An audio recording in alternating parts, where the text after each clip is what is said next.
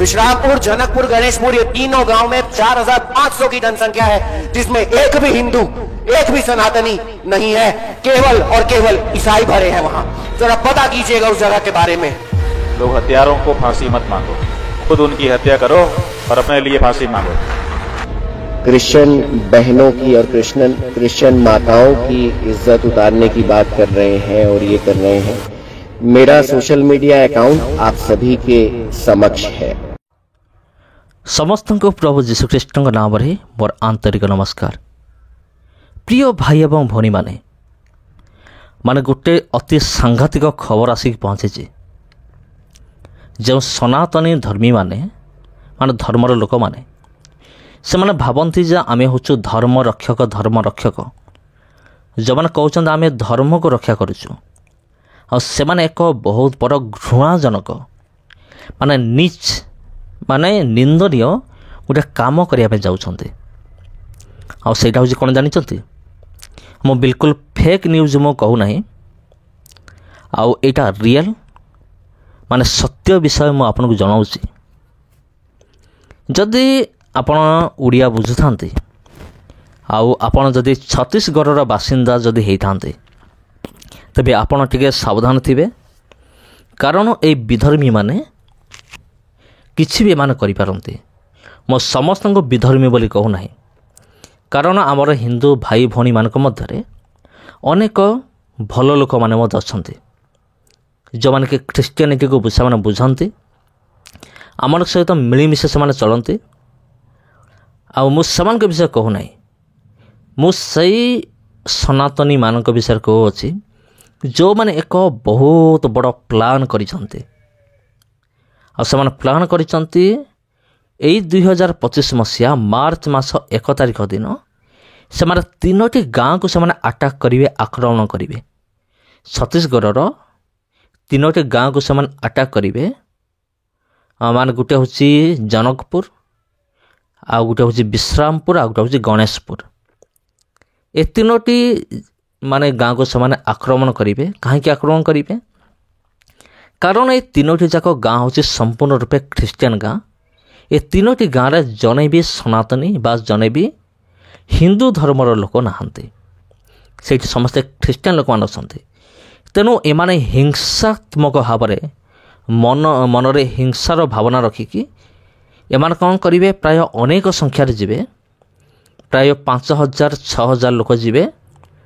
आउ जने जने प्रत्येक घरे घरे पशिवे, पशिकी पूरा डायरेक्ट ये ता ना होची आदेश सोनी, ये होची लीडर, ये होची सेकेंड हैंड बाबा। आउ ये कौन करुची निजर बयान रे कहूची आमे जीवा प्रति घरे घरे पशिवा। आउ घरे घरे पशिकी प्रति घरे घरे आमे कौन करिवा, लोक मानकु माने पिटिवा मारिवा, ता सहित माँ भौणीकर इज्जत सहित आमे खेलिवा। देखंतु एमानकर मनोभाव टिके देखंतु, एमाने निजको सनातनी बोली कहंती, सनातन धर्मी, आमे भावुचु धर्म रक्षक। मोर गुटे प्रश्न, कौन तुम भगवान एटा शिखैजंती जे धर्म रक्षा करिया पई तुमे माँ भौणीकर इज्जत सहित तुमे खेलिबो? कोठे लेखा अछि तुमर शास्त्र रे? आउ मत तो लगुच मणिपुर रे जमती होता बट एक्जाक्टली सेमती हाँपाई जाऊ अच्छी छत्तीसगढ़ रे। से प्रार्थना करंतु, ता सहित प्रशासन को रिपोर्ट मध्य करंतु, माने एमिति हेई पारे बोले। मणिपुर रे जहाँ हला आउ एई किछि मास तले पुणी ता पुनरावृत्ति हेइथिला मणिपुर रे।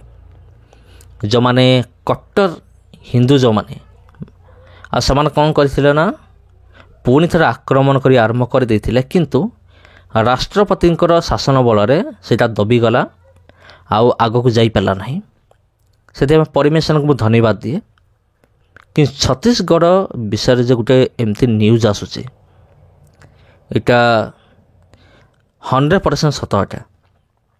कारण ये जो आदेश सुनी से पूरा माइक रे अनाउंस करुची आमे पशिबु, जन जन घरे पशिबु, किंतु अन्य पटे से कहूँ जे मु किसी कही नहीं, सेमती माँ भौणर इज्जत विषय मु किसी कही नहीं। ତେବେ ଦେଖନ୍ତୁ ଏମାନଙ୍କର ଚିନ୍ତାଧାରା ଟିକେ ଦେଖନ୍ତୁ। ତେବେ ଏମାନେ ଧର୍ମ ରକ୍ଷା କରିବେ ବୋଲି ଏମାନେ ମା ଭଉଣୀଙ୍କର ଇଜ୍ଜତ ସହିତ ଏମାନେ ଖେଳିବେ। ତେବେ ପ୍ରିୟ ବନ୍ଧୁଗଣ, ଆପଣ କ'ଣ କହୁଛନ୍ତି ଏମାନଙ୍କ ବିଷୟରେ? ଆପଣଙ୍କର ଚିନ୍ତାଧାରା କ'ଣ ଅଛି ଯେ ଏମାନଙ୍କର ଏଇଭଳି ଯେଉଁ ଚିନ୍ତାଧାରା ରହିଅଛି ସେଇ ଚିନ୍ତାଧାରାକୁ ନେଇକି ଆପଣଙ୍କର କ'ଣ ମତାମତ କମେଣ୍ଟ ବକ୍ସରେ ଜଣାଇବେ। ବିଗତ ଦିନମାନଙ୍କରେ ଆମେ ଦେଖି ଆସୁଅଛୁ ପ୍ରିୟ ବନ୍ଧୁଗଣ, ଏମାନେ ଧର୍ମ ରକ୍ଷା ନାଁରେ ଖ୍ରୀଷ୍ଟିଆନ ଲୋକମାନଙ୍କ ଉପରେ ଅତ୍ୟାଚାର କରନ୍ତି। ଅତ୍ୟାଚାର କରିବାର ତା'ର ମୂଳ କାରଣ ହେଉଛି ଯେ ଆମ ଭାରତ ତ ଏକ ହିନ୍ଦୁ ପ୍ରଧାନ ଦେଶ। ଏଇ ଭିତରେ ଖ୍ରୀଷ୍ଟିଆନମାନେ କୁଆଡ଼ୁ ଆସିଲେ, ମୁସଲମାନ ମାନେ କୁଆଡ଼ୁ ଆସିଲେ, ଆଉ ସେଥିପାଇଁ ସେମାନେ ଚାହାନ୍ତି ପୁରା ଭାରତ ବର୍ଷରେ କାଳ ହିନ୍ଦୁମାନଙ୍କୁ ରଖିବା ନିମନ୍ତେ। ଆଉ ଏମାନେ ଭାବନ୍ତି ଆମେ ଯଦି ଡରେଇ ଦେବୁ, ଧମକେଇ ଦେବୁ, ତେବେ ସେମାନେ କ'ଣ କରିବେ, ଲୋକମାନେ ଯୀଶୁଙ୍କୁ ଛାଡ଼ିକି ପୁଣି ଥରେ ହିନ୍ଦୁ ଧର୍ମରେ ମିଶିଯିବେ। ଆରେ ମୂର୍ଖ ଦଳ, ପ୍ରଭୁ ଯୀଶୁଖ୍ରୀଷ୍ଟଙ୍କ ନିକଟରେ ଯେଉଁ ପ୍ରେମ ଅଛି, ଯେଉଁ ଆରୋଗ୍ୟତା ଅଛି, ଯେଉଁ ଶାନ୍ତି ଅଛି, ତାକୁ ଯିଏ ଥରେ ପାଇବ ସେ ସବୁକିଛି ପରିତ୍ୟାଗ କରିକି ଯୀଶୁଙ୍କ ପାଖକୁ ଆସିବ। ଆପଣ ଜାଣିଥିବେ ଯେତେବେଳେ ମଣିପୁରରେ ଦଙ୍ଗା ହେଲା, ଅନେକ ଖ୍ରୀଷ୍ଟିଆନ ଭାଇ ଭଉଣୀମାନଙ୍କୁ ଏମିତି ପୋକ ମାଛି ଭଳିଆ ମାରି ଦିଆଗଲା କଟ୍ଟରପନ୍ଥୀମାନଙ୍କ ଦ୍ୱାରା।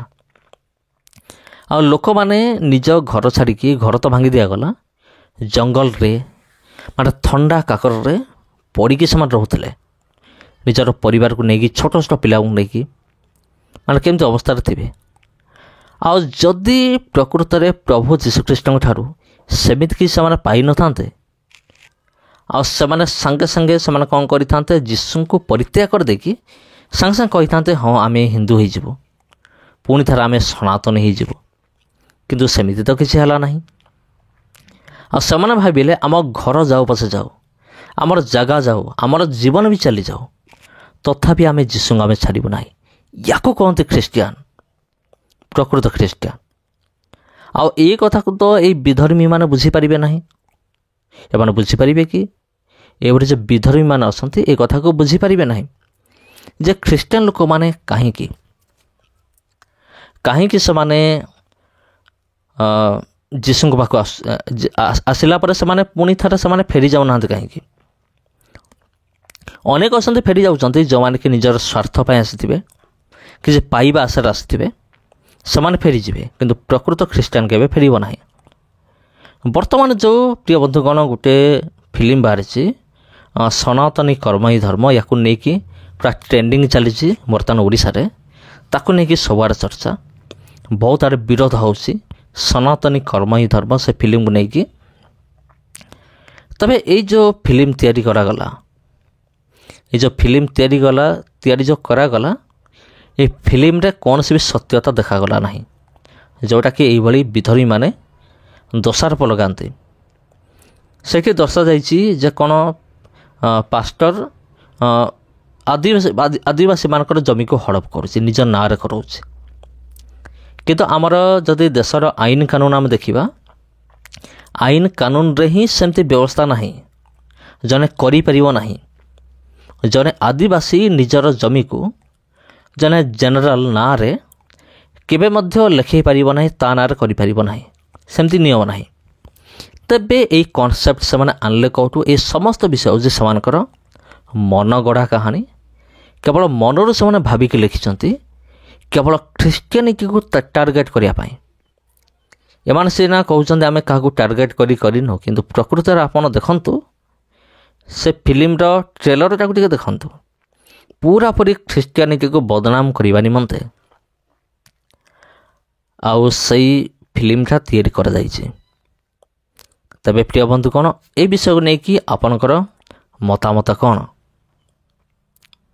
ତେବେ ବିଶେଷ କରି ପ୍ରାର୍ଥନା କରନ୍ତୁ ଛତିଶଗଡ଼ରେ ସନାତନୀମାନେ ସେମାନେ ବଳାତ୍କାର କରିବେ ଯୋଜନା କରିଛନ୍ତି ଖ୍ରୀଷ୍ଟିଆନ ମା ଭଉଣୀମାନଙ୍କୁ।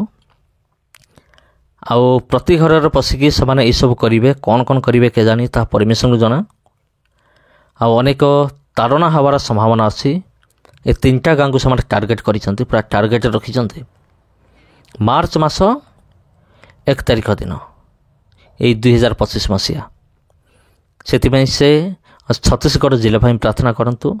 ବିଶେଷ କରି ଏ 3ଟି ଗାଁର ନାଁ ଧରି ଧରି ଆପଣ ପ୍ରାର୍ଥନା କରନ୍ତୁ, ଯେପରି ସେଠାକାର ବିଶ୍ୱାସୀମାନଙ୍କର ଯେମିତି କୌଣସି ବି ସମସ୍ୟା ନ ହୁଏ। ତେବେ ସମସ୍ତଙ୍କୁ ଖ୍ରୀଷ୍ଟ ପ୍ରେମରେ ମୋର ଆନ୍ତରିକ ନମସ୍କାର। ଆଉ ଭିଡ଼ିଓ ଭଲ ଲାଗିଲେ ଭିଡ଼ିଓକୁ ସେୟାର କରିବେ ଅନ୍ୟମାନଙ୍କ ସହିତ। ଚ୍ୟାନେଲକୁ ସବସ୍କ୍ରାଇବ୍ କରନ୍ତୁ ଯଦି ଚାହୁଁଛନ୍ତି ଆଗାମୀ ଦିନମାନଙ୍କରେ ଏଭଳି ଇଣ୍ଟରେଷ୍ଟିଂ ଭିଡ଼ିଓ ସବୁ ଆଣିବା ନିମନ୍ତେ। ସମସ୍ତଙ୍କୁ ଖ୍ରୀଷ୍ଟ ପ୍ରେମରେ ମୋର ଆନ୍ତରିକ ନମସ୍କାର। 1 मार्च 2025 को रायपुर से विश्रामपुर मात्र 63 किलोमीटर है। हम कम से कम 5000 गौ सेवक सेविकाएं वहां पहुंच रहे हैं, पलायन कर रहे हैं। विश्रामपुर, जनकपुर, गणेशपुर ये तीनों गांव में 4500 की जनसंख्या है, जिसमें एक भी हिंदू, एक भी सनातनी नहीं है। केवल और केवल ईसाई भरे हैं वहां। जरा पता कीजिएगा उस जगह के बारे में। और हम घुसेंगे, उस इरादे से घुसेंगे कि हम उस ठिकानों पर। गौ हत्यारों को फांसी मत मांगो, खुद उनकी हत्या करो और अपने लिए फांसी मांगो। कहो कि हम खुद के लिए फांसी मांगते हैं, दो हमको फांसी, लेकिन मेरी आंखों के सामने मेरी मां मारी जाए ये मैं सहन। आप सभी को गौ प्रणाम, राधे राधे। आपको जल्द ही ऐसी फेक न्यूज यानी गलत समाचार प्राप्त हो सकता है कि आदेश सोनी के द्वारा कुछ ऐसा संदेश साझा किया गया जिसमें वो क्रिश्चियन बहनों की और क्रिश्चियन माताओं की इज्जत उतारने की बात कर रहे हैं और ये कर रहे हैं। मेरा सोशल मीडिया अकाउंट आप सभी के समक्ष है। आपका विवेक आपके पास है। आप आज से नहीं, मुझे कई वर्षों से देख रहे हैं। मेरे चरित्र को आप भली भांति जानते होंगे, पहचानते होंगे। तो यह संदेश किसी सफाई के लिए नहीं है, किंतु एक निवेदन है देख रहे प्रत्येक व्यक्ति से कि साइबर सेल द्वारा इसकी पूर्ण जांच कराई जाए। एक ऐसा संदेश साझा हो रहा है जिसमें ये कहा जा रहा है कि जितने क्रिश्चियन हैं सबको मार दिया जाना चाहिए। आदेश सोनी ऐसा कह रहे हैं। जितनी बहू बेटियां हैं उनके साथ मेरे को तो बोलते हुए भी बड़ी पीड़ा हो रही है। तो मेरे भाइयों, मेरे बहनों, मेरी माताओं, आप सबसे निवेदन है कि अगर आपने कोई ऐसा संदेश सुना है किसी अन्य के मुंह से तो एक बार अपने विवेक का उपयोग कीजिएगा। और जिस अकाउंट से हुआ है वो कह रहे हैं, मेरा तो ऐसा कोई अकाउंट है नहीं, मेरा अकाउंट यही है। इस अकाउंट से ऐसा कोई भी संदेश साझा नहीं किया गया है। और इससे संबंधित, हिंसा से संबंधित अगर कोई भी आप तक संदेश पहुंच रहा है तो मैं उसका खंडन करता हूं।